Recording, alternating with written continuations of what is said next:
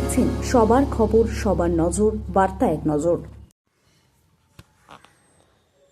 বিজেপির রাজ্য সভাপতি শ্রমিক ভট্টাচার্য নেতাজির প্রতিষ্ঠিত সারা ভারত ফরওয়ার্ড ব্লক সম্পর্কে আপত্তিকর মন্তব্য।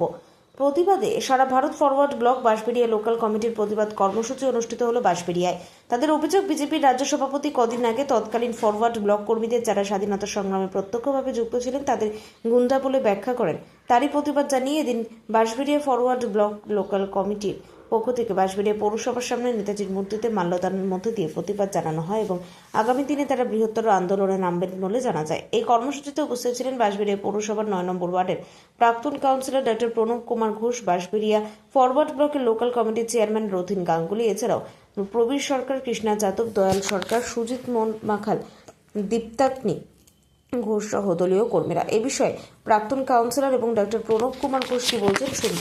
রাজেশ কুমার কি জন্য আজকে নেতাজি জন্ম পালন করলেন? কয়েকদিন আগে রাজ্য বিজেপির সভাপতি শ্রমিক ভট্টাচার্য মহাশয় ফরওয়ার্ড ব্লক এবং পরোক্ষে নেতাজির নামে কুৎসার উঠিয়েছেন। সেই তার বক্তব্যের বিরুদ্ধেই আমরা প্রতিবাদ জানাতে আজকের এই কর্মসূচি। আমরা বাঁশবেড়িয়া সারা ভারত ফরওয়ার্ড ব্লকের লোকাল কমিটির পক্ষ থেকে এই কর্মসূচি নিয়েছি। নেতাজির মূর্তিতে মাল্যদান করে আমরা এই প্রতিবাদ কর্মসূচি পালন করছি।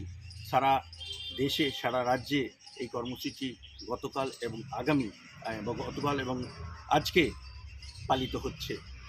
আমরা চাই উনি তার বক্তব্য প্রত্যাহার করুন এবং নিঃশর্তে উনি দুঃখ প্রকাশ বা ক্ষমা চান। আগামী দিনে কি যদি তিনি এটা না করেন তাহলে আগামী দিনে আমরা বৃহত্তর আন্দোলনে যেতে বাধ্য হব। কি নাম আপনার? ডাক্তার প্রণব কুমার ঘোষ।